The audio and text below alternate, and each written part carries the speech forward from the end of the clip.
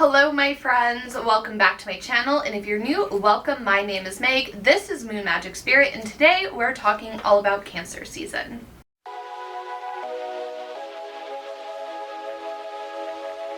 Alright my friends, I'm catching you in the middle of Cancer season, so before we get into it, how are we feeling? I don't know about you, but Cancer season is always a little treacherous for me. It's not my fave. Not gonna lie, but the focus of the season is to really go inward, and nurturing is a really big theme. But anyway, we have Cancer season from June 20th until July 21st, so we're like halfway there. We're halfway done. So if you're not enjoying it, it's half over. We're on the other side of it, thankfully. So this is like a time to draw us closer to like what feels tender, what feels true, what feels familiar, kind of like working through some hard truths perhaps. Is a time for reflection and just kind of like trying to soak in as much comfort as we can while we're feeling our feelings. And this is also a really great time to reconnect to our intuition if you've been a little distant or not connected to your intuition at all.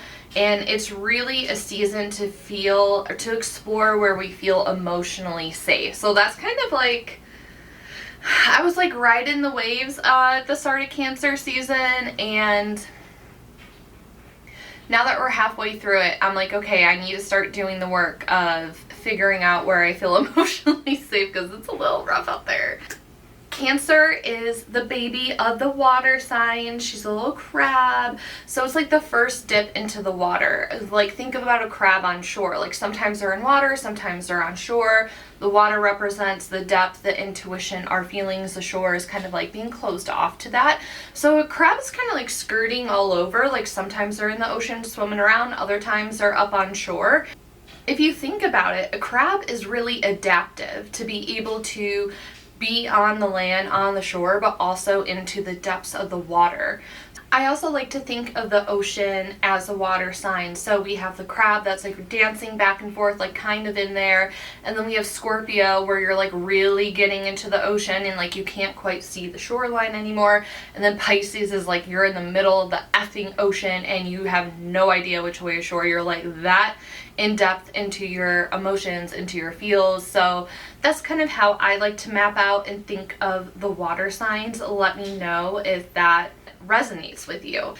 The crab is kind of the perfect symbol for Cancer as well because they have a really hard exterior, but once you're able to break past that, get past that, they have like a really mushy gushy inside. And like that's kind of how Cancers are. Like they can be very closed off. Like they really have to take the time to get to know you and care to get to know you before they let you into their internal world. So it's really an honor to know a Cancer because of that tough exterior. So if you have Cancers that you're really close with in real life, you are a lucky one and you are very trusted. Cancer is sensitive, they're emotional, they're very concerned with all of the feelings, right? Imagine your little crab, they're on the shore, they're trying to like maybe sunbathe and they get hit with a splash of water, they're gonna freak out and scurry and have like a little fury all over the place. So all of the emotions. As I was saying, if you know Cancers in real life, like they can be very guarded, they're very cautious, they avoid the risk of getting swept up into the water and rather reassess the situation and decide, where do I want to spend my time today? How is the tide? What is the water like? Is it cold? Is it warm? What do I feel? What do I want? What are my needs? Even though Cancer can have some moodiness to it, it's very grounded and like very safe in their emotions. Another beautiful aspect of Cancer is that it's ruled by the moon, who is my bestie. J'adore the moon. And the moon changes signs every 2.5 days. So that's why you may hear like, oh, the moon's in Scorpio, and then like a week later you're like, the moon is in Aries. Like what is happening? The moon is always quickly changing signs. And it represents like your innermost thoughts and feelings. It's like the comfort, the emotion, like the mother of it all. Like Cancer is very nurturing. They're very giving, like once you're in their inner circle. And the moon reflects those feelings, and the moon represents how you feel internally and deep inside about things.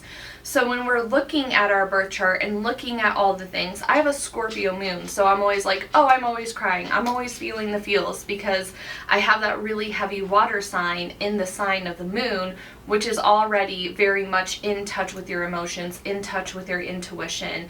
It's very maternal, nurturing, caring energy, but it can also be very changeable and moody. The moon can also represent the rise of emotion, how we absorb that motion, and then how we choose to adapt that emotion or let go of it. The moon really creates space for safety, security, and comfort, allowing us the safety, security, and comfort to change, to grow, to expand. So we're not fixed and stuck in how we feel. We have that movability. We have like the tide of the ocean going in and out. We can change directions if we want to, because the moon swells and expands with experiences, which is how we regulate and manage our emotions. It's our protection. So looking at the astrology of Cancer season, we have a lot going on. I'm going to look at my notes here, but this year, Cancer season comes with a lot of waves. We had Mercury entering the sign of Leo on June 26th, which is going to encourage us to speak with our heart and to speak with confidence. You may feel a little bit fiery passion around how you want to communicate, or you may feel a little fired up with your thoughts and your ideas. Venus is entering Gemini on July 4th. So that's going to add curiosity and like flirtation to our connections. And that same day, we have Neptune stationing retrograde in Pisces.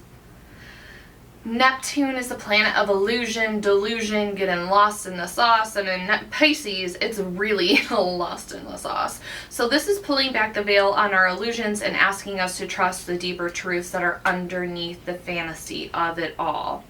Like the man behind the curtain, very much in Wizard of Oz. The biggest thing that we have going on this month is Uranus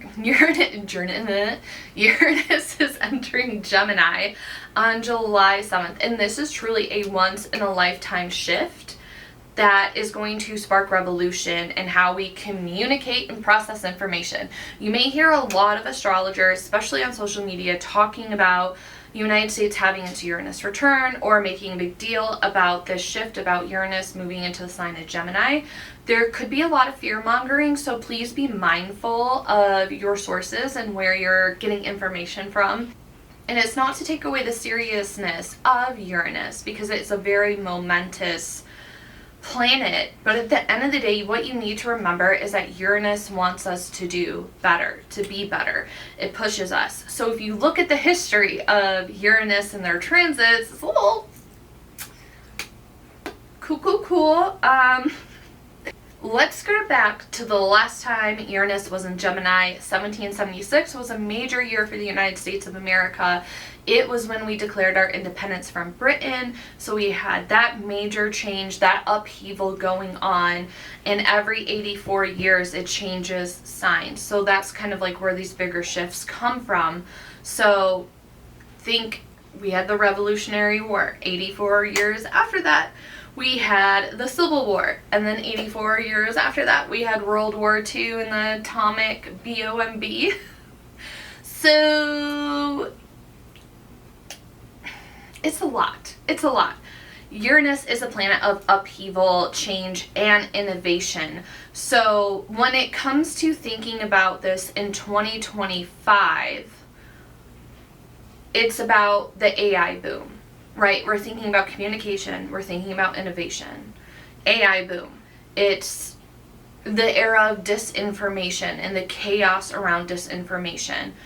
It's us rethinking now how we want to communicate, how we want to connect, how we want to survive online.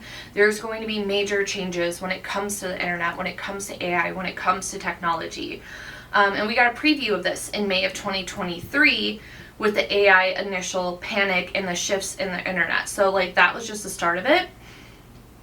But we also just have to keep in mind that Uranus, again, wants us to be better. It's a planet that wants us to liberate. It wants us to evolve. And in Gemini, we're being called to redefine truth, language, technology, and community care, even if it's messy. So yes, all that to say, because I know it's scary. It sounds scary. Like when the last 84 years back to 7076 has always been war, war, war. Like that's really scary.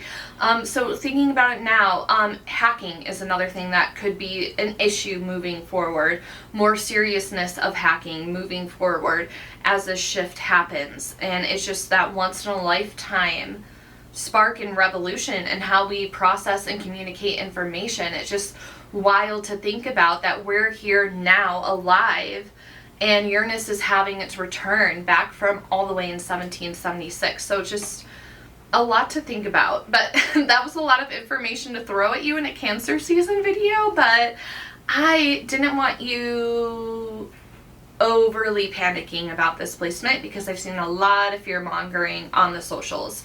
So anyways, moving along, on July 12th, Saturn stations retrograde in Pisces. That's going to push us to reassess our emotional boundaries and our relationship with spiritual structure. And finally, we are not escaping Cancer season. We are not escaping the month of July without a Mercury retrograde starting July 17th. Mercury moved into the sign of Leo. It's going to be retrograde in the sign of Leo. So this is encouraging a re-examination on how we express ourselves and how we seek validation, right? Leo's very attention seeking. So yeah, there's a lot happening, that's for sure. So with so much going on, I'm going to end this video a little bit differently. Normally I end with a spell. Instead, I'm going to end with journal prompts. And if you're interested in looking at this emotional clarity water spell, I will have a link to my blog post below. You can check it out there. But with so much shifting and Cancer really calling for safety, emotional regulation, internal wisdom, and us really working on how we create our own emotional safety during the next 2 weeks, you might want to reflect on some of these following questions. What makes you feel emotionally secure, genuinely, not just habitually? Where are you holding on to something too tightly that you've outgrown? So this might be an area where you're starting to feel really uncomfortable because you're trying to cling to the familiar, but you've outgrown it and need to let it go. What role does nostalgia or fantasy play in your decisions right now? So again, thinking about outgrowing something, that's the nostalgia of it. How is that coming into play with how you're making your decisions, how you're moving forward? And how do you nurture yourself through change? And how can you better nurture yourself if you feel like you're not doing an adequate job? So those are definitely some, digging deep journal prompts to get into. And if you're looking to connect even more, be sure to check out Lens of Magic. I'll have the video linked at the end of here and in the playlist or in the description down below for you to check out. I would love to have you over at Lens of Magic.